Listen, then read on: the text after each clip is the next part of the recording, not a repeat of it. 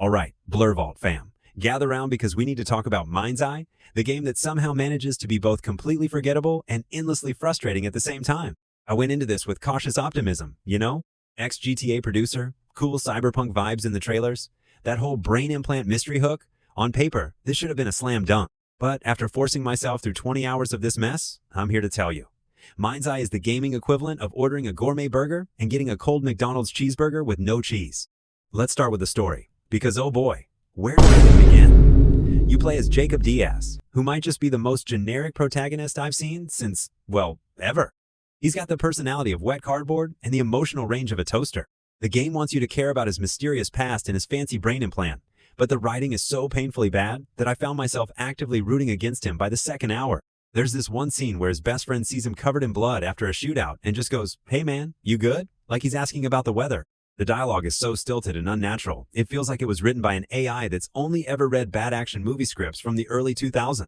And the world building? Don't even get me started. Red Rock City is supposed to be this futuristic dystopia, but it feels about as alive as a screensaver. The NPCs just wander around in these weird little loops, occasionally spouting nonsense lines that make zero sense in context. I saw one guy standing in the middle of the street yelling about the quantum blockchain for like 5 minutes straight.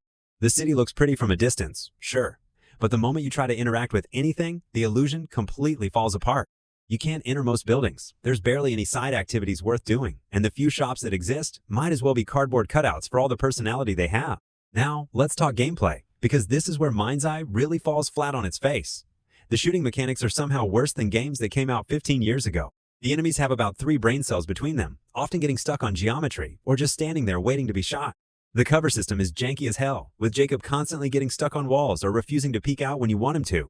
And don't even get me started on the driving. It's like they took the worst parts of GTA 4's physics I believe I can fly. and made them even more floaty and unpredictable. I lost count of how many times I tapped the handbrake, only to have my car do a full 360 spin into oncoming traffic. The much-hyped drone mechanics are probably the best part of the game, but even those feel half-baked. Sure, it's kinda cool to hack cameras and scout ahead, but the implementation is so clunky that it never feels satisfying.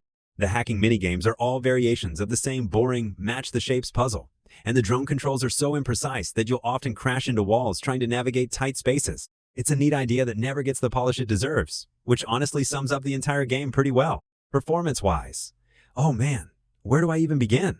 On my pretty beefy PC, RTX 3080 Ryzen 7, the game struggled to maintain 60 FPS even on medium setting.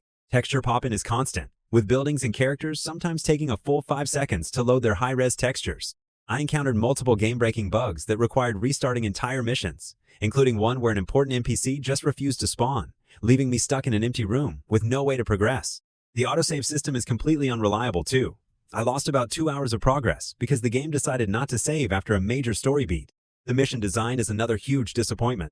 For a game that's supposed to be about player choice and open-ended gameplay, most missions funnel you down extremely linear paths with very little room for creativity. And can we talk about the open world for a second? Because calling Red Rock City an open world feels like false advertising.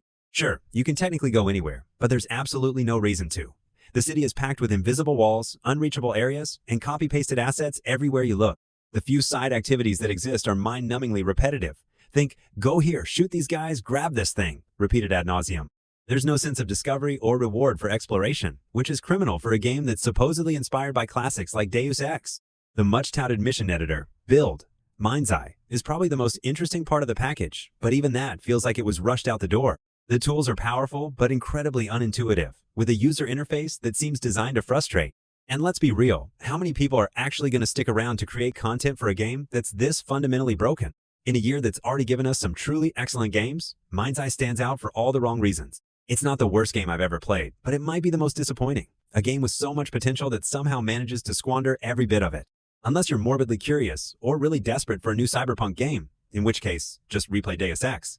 I'd recommend steering clear of this one. Maybe patches will salvage it, but right now, wait for a deep sale. Drop a comment below if you took the plunge. I'd love to hear your take.